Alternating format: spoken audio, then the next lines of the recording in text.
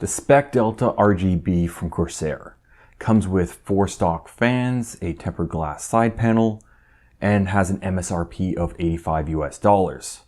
This all sounds good on paper, but is it actually any good? Let's find out.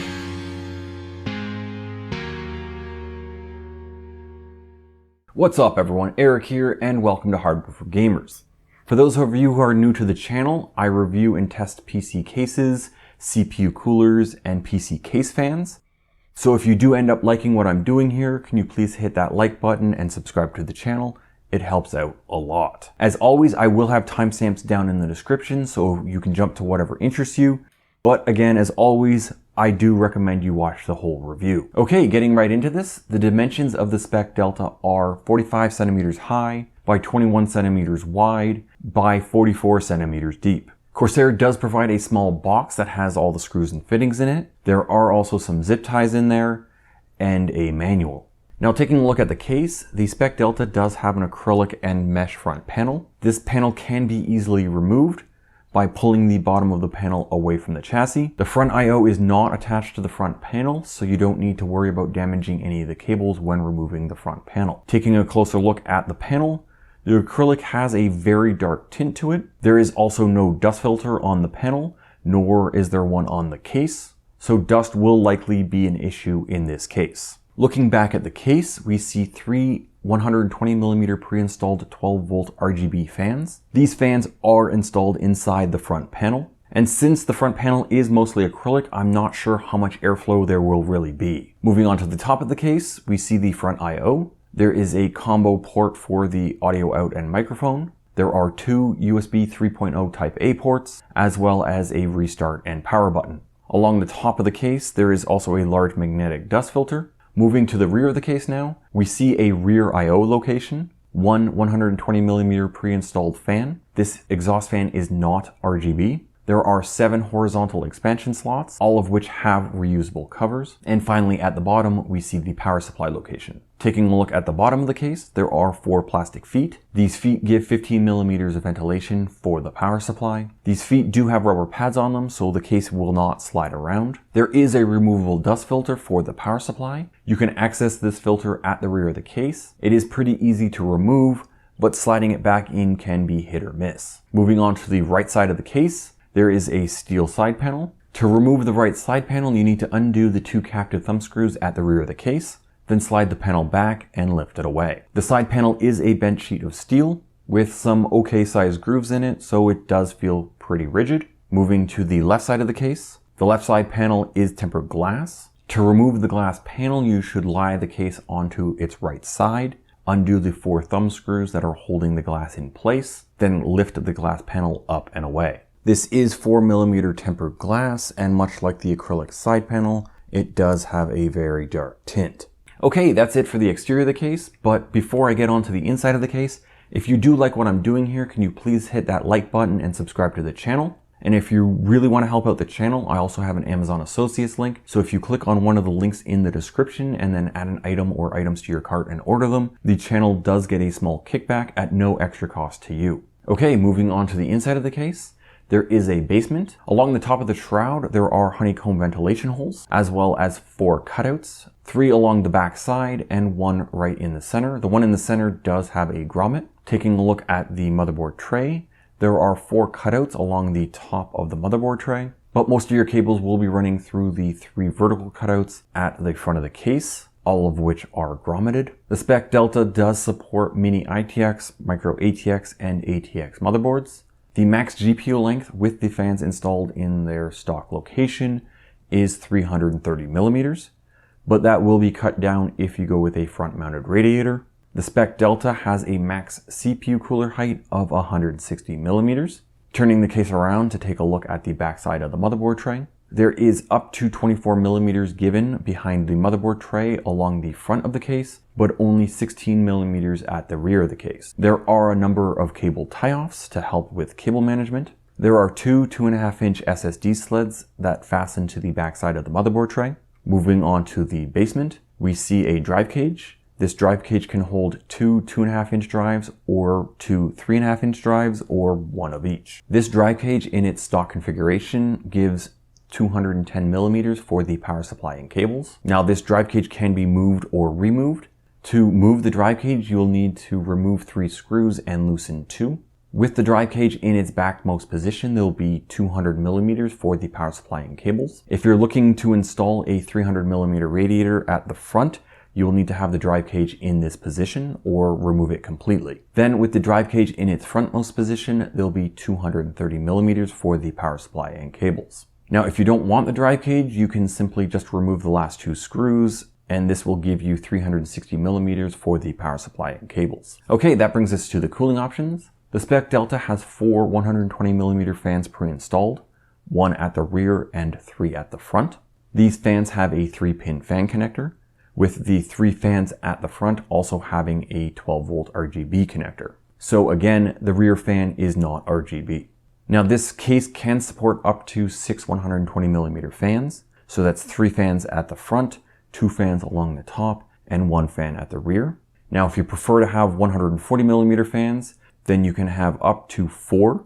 That's 2 at the front and 2 along the top. Moving on to radiator support, you can have up to a 360 or a 280 millimeter rad at the front. Along the top, you can have up to a 240 millimeter and or a 120 millimeter at the rear. Now to have a 240 millimeter along the top, there will be some restrictions on the ram height. It should be around 35 millimeters, so that's something to keep in mind. Well, that's it for the overview of the SPEC Delta. Now before I get onto my build notes, if you are finding this video helpful, you might also want to check out some of my other case reviews. I'll put a card above to the playlist, and I'll also have the playlist linked down in the description. Okay, my build notes. Starting off with cable management, I was able to fit the non-modular power supply as well as all the cable extensions into the case. Now I did have some issues getting the right side panel back on, but I was able to do it. Now the reason this was a slight issue is the limited space for running cables on the backside of the motherboard tray. Now this likely wouldn't be an issue if you remove the cage, but if you remove the cage, then you won't be able to have any 3.5-inch hard drives. So this really comes down to your build and how and what is in your build. If you're planning on using a 3.5-inch hard drive, then getting everything to fit is going to be a bit difficult. The next thing I wanted to go over were the fans. The RPM of these fans is around 1250, and there is no RGB hub. Rather, Corsair just gives you an RGB splitter, and this splitter has only 3 connectors, so you won't be able to add on any additional LEDs to this splitter. And because there's no hub, you'll need to plug the 4-pin 12-volt header onto your motherboard for the LEDs to turn on, which also means you'll need to use the board manufacturer's software to control the LEDs.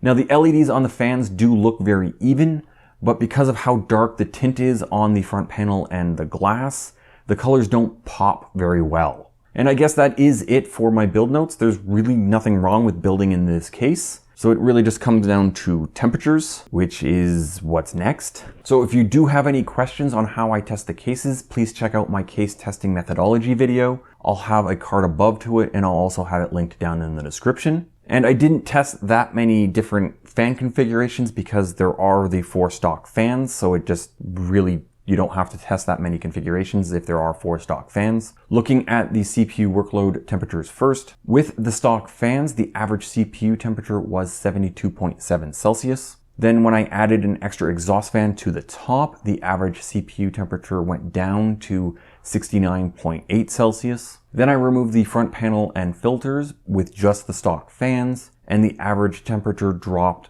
to 65.3 Celsius, meaning the front panel and filters are restricting the airflow a lot to the CPU. For the game testing, the stock fans had the average GPU temperature at 73.3 Celsius, and had the average CPU temperature at 49.5 Celsius. And when I added the exhaust fan to the top of the case, the average GPU temperature dropped and the average CPU temperature went down to 47.4 Celsius. Then with just the stock fans and no front panel or filters, the average GPU temperature was 67.1 Celsius and the average CPU temperature was 49.6 Celsius. So again, the front panel is restricting a lot of air. So comparing the SPEC Delta stock configuration to all the other cases I've tested, looking at the sound level testing first, it's pretty much in the middle of the chart with a dBA of 36.6. Moving on to the CPU workload test, the SPEC Delta is second from the bottom, nearly tying the R1, which has only one fan. So this isn't looking so good for the SPEC Delta. In the game testing, the SPEC Delta is in the middle of the chart. Moving along to the noise equalize testing. So all cases are noise equalized to 35 dBA. So in the CPU workload test, the SPEC Delta is at the bottom of the chart with an average CPU temperature of 75.3 C. For the noise equalized game testing, the SPEC Delta lands in the middle of the chart with an average GPU temperature of 74.8 and an average CPU temperature of 50.9. Moving on to the fan normalized testing, the sound level of the SPEC Delta with 4 Arctic P12 fans was 38.8 dBA, which lands it third from the top, so it is a pretty quiet case. But in the CPU workload test, the SPEC Delta is at the bottom of the chart with an average CPU temperature of 67.8 C. Now in the game testing, the SPEC Delta is at the bottom of the chart with an average GPU temperature of 79.6 Celsius and an average CPU temperature of 44.6 Celsius. So what do I think of the SPEC Delta from Corsair? Simply put, it's a nice quiet case with a shit front panel. I don't like how dark the front panel and glass is.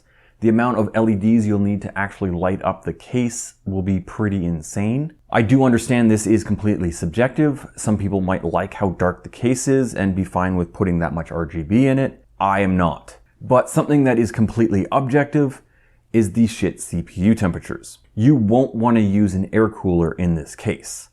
A good AIO will likely handle the lack of airflow better than an air cooler, but this is a budget case, so a good AIO will likely cost more than the case does, which makes this pairing weird. I just think buying a more airflow optimized case, so something like the Corsair 275R Airflow, or the Focus G from Fractal Design, or even the P300A from Fantex, will end up saving you money. Well, that's all I got for this one. If you liked the video, please give it a thumbs up. And if you're still watching, please hit that subscribe button and the bell icon so you get notified whenever I drop a new video. Please follow me on Twitter at HFG_YT. I also have a Discord server. It is completely free to join. A link is down in the description. And as always, thank you for watching and see you next time.